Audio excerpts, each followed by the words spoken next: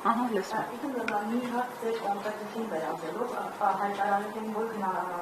հրաժարվում է տարածքներ տրամադրել, իմանալով, որ խոսքը ուժեղ հայաստան դաշնությունն է վերաբերում, կոչություն սրան արձագանքեք, եւ ընդհանուր դա կան իրավունքի հետ կապված, օրինակ քաջ ծառայողները ինչպես կարող են պաշտպանել իրենց իրավունքները, եթե նրանց ենթաշաբար ստիպեն քարոզարշավի կամ հավաքների մասնակցել, որովհետև այսօր թերթերը գրել էին, որ քաղաքացիական պայմանագիրը հունիսի նկատի է մոբիլիզացնել ողջ վարչական ռեսուրսը։ Այս ամենի ֆոնին ամենաշատը այս պահին որն է խաթարում ընտրողների իրավունքը, նախապատերեկատվություն, ճնշումներ եւ այլն, եւ արդյոք դուք ընտրական օրենսգրքում առաջնահերթ փոփոխություններ անելու անհրաժեշտություն տեսնում եք այս ամենիչը դադարելու համար, խոսքեր ոչ միայն քաղաքացիների, այլ մյուս քաղաքացիների։ Բարի, շնորհակալ եմ։ Տեսեք, նախ ուզում եմ ընդգծել, որ ընտրախախտումները պատական չնշեցի, որ լինում են մինչ ընտրական, մինչև ընտրության օրը եւ ընտրության օրը, եւ լինում են բովանդակային ու տեխնիկական։ Այս խախտումների քանակը ու որակը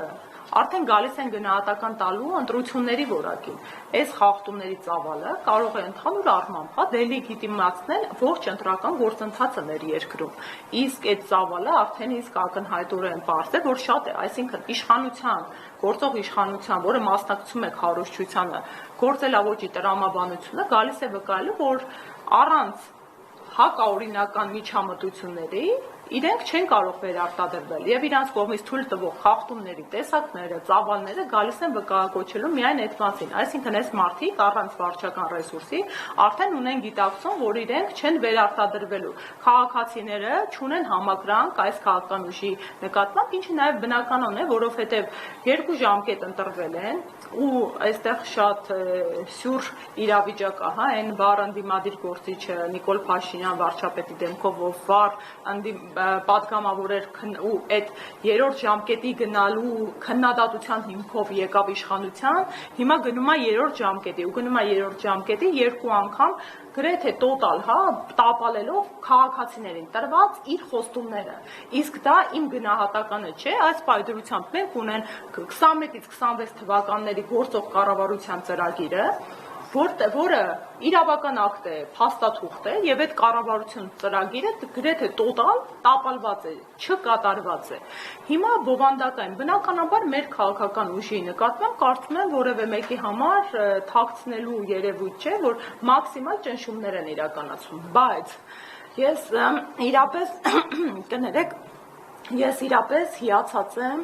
եւ հնարավորություն ունեմ հանրային կերպով երախտիկս հայտնելու մեր հայրենակիցներին ու հատկապես մեր աջակիցներին, որովհետեւ չնայած այս ծավալի միջամտություններից, ճնշումներից, հա, վարչական ռեսուրս ու իրավապահ մարմինների ռեսուրսների շահարկումից քաղաքացիները մեկին վերման են ենթարկում, ավելի մարտական 10-ով հետ են վերադառնում ու այն փաստի արձանագրումը, որ մեր քաղաքական ուժի նկատմամբ այս կարճ ժամանակահատվածում տասնյակ հազարավոր քաղաքացիների հոսք կա, դա արդեն իսկ բացառիկության մասին է խոսում, ասեմ անգամ միջազգային գործընկերների հետ երբ շփվում ենք, միջազգային գործընկերները այս փաստերը տեսնելով, հա, աջակիցների քանակը տեսնելով ապշում են, որովհետև դա համաշխարհային պրակտիկայում է գրեթե նորույթ, որ նորածին կուսակցությունը կարող է այսքան թիմակից, աջակից ու համակիր ունենալ ու բնականաբար այո տարածքների հետ կապված տարաբնույթ ճնշումներ են եղել, հա, սեփականատերերի նկատմամբ հենց մեզ հետ համագործակցության տեսանկյունից, բայց ինչպես տեսնում եք, դա գործընթացին չի կարողացել վնասել կամ արկախել, որովհետև մարդիկ վճռական են, մեծամասամբ էլ մարդիկ արդեն հոգնել են այս վիճակից, փոփոխություն են ուզում եւ ինչպես ինձ գյուղերից մեկում մի պապիկ մոտեցավ, ասեց, գիտեք, սրանք էլ նախկին դարձան, գոնե չէին միջամտում մեր ընտրական իրավունքի նկատմամբ, հիմա գալիս ճնշում են, վախացնում են ու դրա պատճառով իրանք էլ չեն վերընտրվելու։ Հիմա այո, այդ պապիկի խոսքերի մեջ մեր համընդհանուր իրականության ներկայացումներ այնպես որ ես համոզմունք ունեմ կրկին փաստերով առաջնորդվելով, որ առանց իրավախախտումների եւ այսպիսի չարաշահումների այս ուժը վերարտադրվելու հնարավորություն չունի, հետեւաբար մեր առաջնային նպատակն է այդ իրավախախտումները մաքսիմալ կանխարգելել։ Կարճ հարց տամ։ Նախորդիվ ձեր դիտորդական առաքելության ընթացքում, երբ արձանագրել եք բազմաթիվ խախտումներ, դրանք ինչ արձագանք են ստացել, արդյոք պատշաճ արձագանք ստացել են, թե ոչ, հետևաբար, եթե հիմա խախտումներ եք արձանագրում, ինչ ակնկալիքներ ունեք, դրանք կստանան արձագանք, թե ոչ, եւ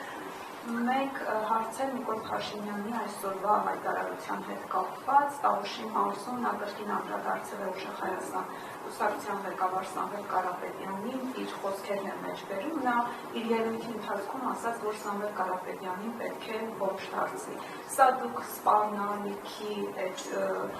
այդպես եք դիտարկում, որ երկրի ղեկավարը սպառնում է, փորձում է ընտրությունների ընդառաջ, այսպես ասած, ճնշել քաղաքական ուժին եւ նրա ղեկավարին։ Տեսեք, դիտորդական առաքելության գործունեության վերաբերյալ նախ առաջին ասեմ, ցավոք սրտի 2021 թվականին ես բավականին սեղմ ռեսուրսներ ունեի, հա, իմ անձնական միջոցներով, իմ հասարակական կազմակերպությամբ, մեր հայրենասեր հայրենակիցների շնորհիվ եւ ներգրավմամբ ընդամենը 35 հոգի էինք եւ ասեմ 35 հոգով միայն Երևան քաղաքում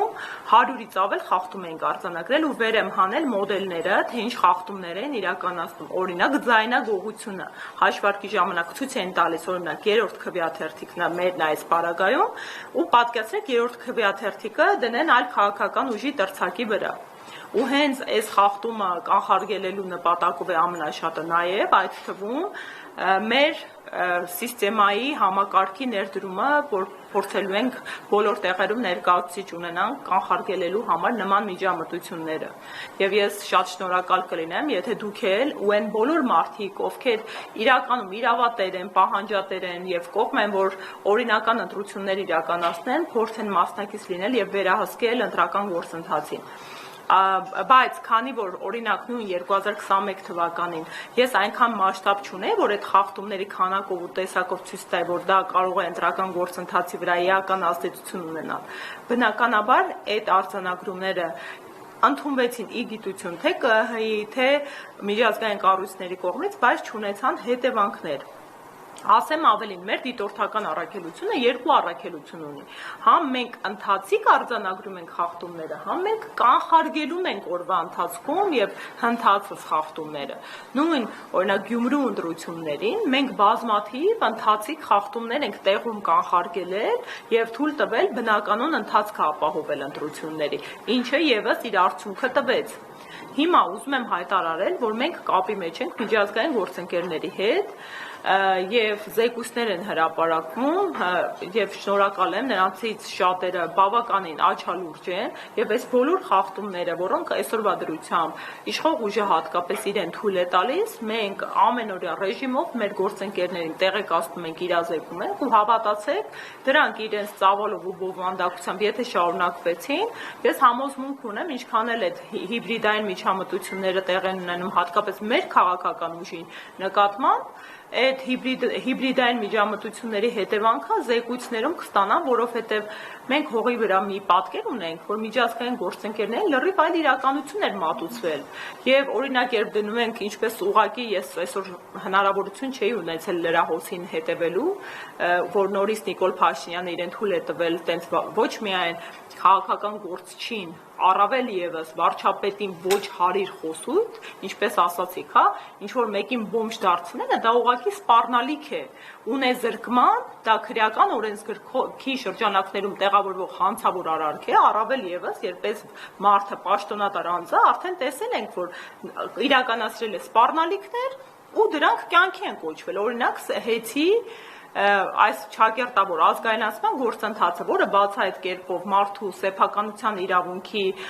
խախտում էր, ոտնահարում էր, որը կրկին, հա, օրենսդրական գործընթացների շրջանցմամբ տեղի ունեցավ, արտահերթ նախագիծ բերեցին, որի վերաբերյալ միջազգային արբիտրաժային դատարանը կայացրեց որոշում, պահանջելով դադարեցնել այդ գործընթացները, իսկ դուք գիտեք, որ Հայաստանի Հանրապետությունը ոչ միայն Նյու Յորքյան կոնվենցիայի վավերացված անդամ է, այլև մենք ունենք Կիպրոսի Հանրապետության հետ երկկողմանի ներդրողների շահերը պաշտպանող համաձայնագիր ու նման համաձայնագիր տասնյակ պետությունների հետ ունենք, ու դա մեր միջազգային, մեր պետության միջազգային վարկանիշին ահռելի հարված էր, ու ինչ տեղի ունեցավ, անգամ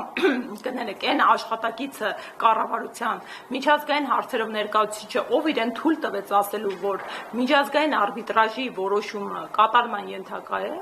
նրան Նիկոլ Փաշինյանը ազատեց աշխատանքից եւ ասեց, որ կառավարությունը միայն ինքն է։ Կներեք Հարգելիներս, սա իրավական պետության համար անթույլատրելի վարքագիծ է, նույն մարդու իրավունքների եվրոպական դատանի նախադեպային պրակտիկա գոյություն ունի։ Միեդը ասում է, որ պաշտոնատար անձը արդեն իսկ իր կարգավիճակով կաշկանդված է նման խոսույթ կիրառելու։ Օրինակ ես Գոհար Մելոյանս ավելի լայն իրավունքներ ու հնարավորություններ ունեմ որպես քաղաքացի, քան նա Նիկոլ Փաշինյան վարչապետը եւ մնացած բարձրաստիճան պաշտոնատար անձինք, որովհետեւ այդ պաշտոն, այդ մանդատը ոչ թե առավելություն, այլ պարտավորվածություն է ու պատասխանատվության շրջանակ է։ Իրենք երբ ընդունում են այդ պաշտոնը, ի պաշտոն է ավելի շատ սահմանափակումներ ունեն, որովհետեւ իրենք ավելի հանրամատչելի են, ավելի շատ հանրային շրջանակներ են իրենց հետևում եւ իրենք սահմանադրորեն պարտավորված են զսպվել միայն այն իրավունքներով, լիազորություններով ու գործառույթներով, որոնք իրենց տվել է սահմանադրությունը եւ օրենսդրությունը, օրենքը։ Իսկ այս մարդիկ բաց այդ կերպով օրը ցերեկով, այսպես ասած, գնում ու սպառնալիքներ են հնչեցնում։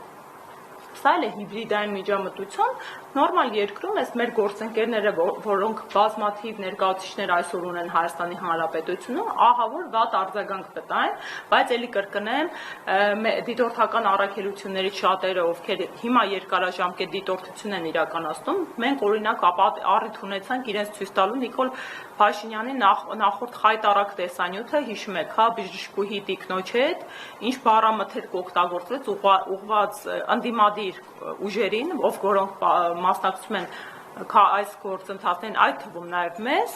այդ խայտառակ բառապաշարը լսելուց այդ մարդիկ ուղղակի ապշել էին, հա, չէին հավատում, որ հնարավոր է ոչ միայն քաղաքական գործիչը,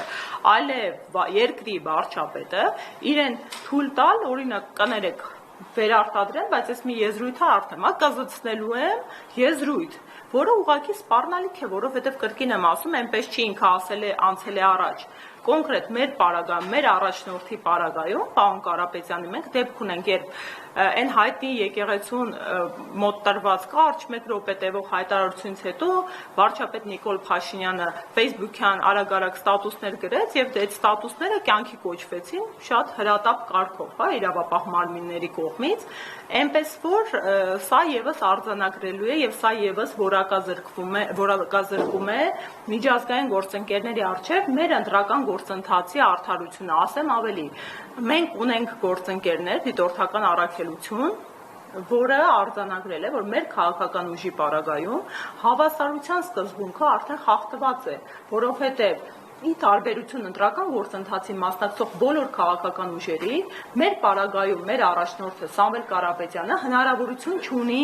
մասնակցելու նախընտրական քարոզչությանը։ Սա շատ կարևոր արձանագրում է, որովհետև տեսեք, դատարանը պարոն Կարապետյանի նկատմամբ բոլոր սանկցիաները ըստ էության վերացրել է։ Նա տնային կալանքի ներքո է գտնվում, միայն մեկ հիմնական սահմանափակմամբ չի կարողանում լքել իր տան տարածքը, այսինքն նպատակը բացառապես նրա ազատ տեղաշարժի հնարավորությունը սահմանափակելն է, ինչը անհավասարության միջավայր է ստեղծում մեր քաղաքական ուժի համար։ Մենք վերում ենք ես քիչ առաջ հակակոռուպցիոն կոմիտեի եւ ԱԱԾ-ի համատեղ գործողությունների արդյունքում